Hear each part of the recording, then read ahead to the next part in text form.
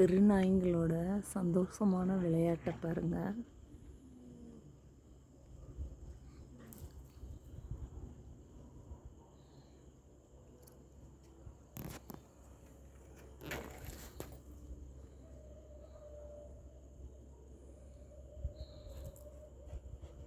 ஏய் போ இப்போ விளையாடு போ.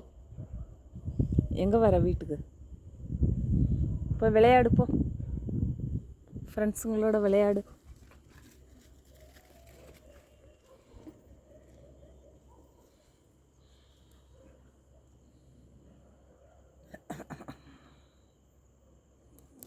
எவ்வளோ சந்தோஷமாக விளையாடுது பாருங்க. பார்க்கவே எவ்வளோ நல்லா இருக்குது. நைட்டில் இப்படி தாங்க திருநாயை ஒவ்வொருத்தரும் வீட்டில் எடுத்து வளங்க. பகலில் நைட்டில் வெளியில் விட்டுருங்க சுதந்திரமாக. டெய்லி அதுங்களுக்கு ஒரு வேளை சாப்பாடு போட்டால் கூட போதும். அது நம்மளை விட்டு எங்கேயும் போகாது. ஒரு வேளை வயிறார சோறு போடுங்க போதும். ஆனால் பிஸ்கட்லாம் யாரும் போடாதீங்க. அதுக்கு வயிறும் நிறையாது. அது ஒரு நோயை உண்டு பண்ணும்.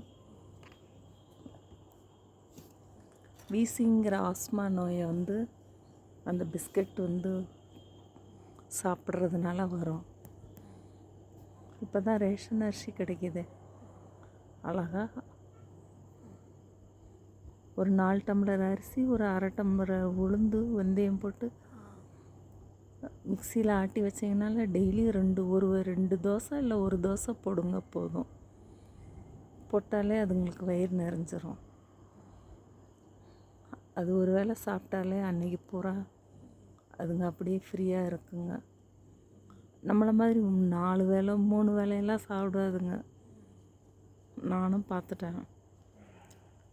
காலையில் சாப்பிட்டா திருப்பி அது சாயங்காலம்தான் ஏதாவது சாப்பிடணுன்ட்டு. அப்படி இல்லைனாலும் சாப்பாடு சாயங்காலம் கிடைக்கலனாலும் அதுங்க கவலைப்படுறதில்ல. அதுங்களுக்கு ஒரு நாளைக்கு 1 வேளை 2 வேளை உணவு கிடைச்சா அதே அதுங்களுக்கு போதுமானது. அதை சுத்தமாக ஒரு பேப்பர்லேயோ ஒரு இலையிலையோ இல்லை ஒரு அட்டையிலையோ போடுங்க. இல்லையா வேஸ்ட்டாக எவ்வளோ பிளாஸ்டிக் பாக்ஸ் கிடக்குது. நம்ம இப்போ சாப்பாடு ஆர்டர் பண்ணி வாங்குகிற பாக்ஸ் எல்லாம் வேஸ்ட்டாக கீழே தானே போடுறோம். அதில் வச்சாலே போதும். ஆனால் வெளியில் ஒரு சட்டியில் இல்லைன்னா ஒரு பக்கெட்டில் சின்ன வாளி 10 ரூபா வாளி வாங்கி அதில் தண்ணி வச்சுருங்க. அதை நினச்ச நேரம் குடிச்சிட்டு போயிடும் இந்த வெயில் காலத்துக்கு.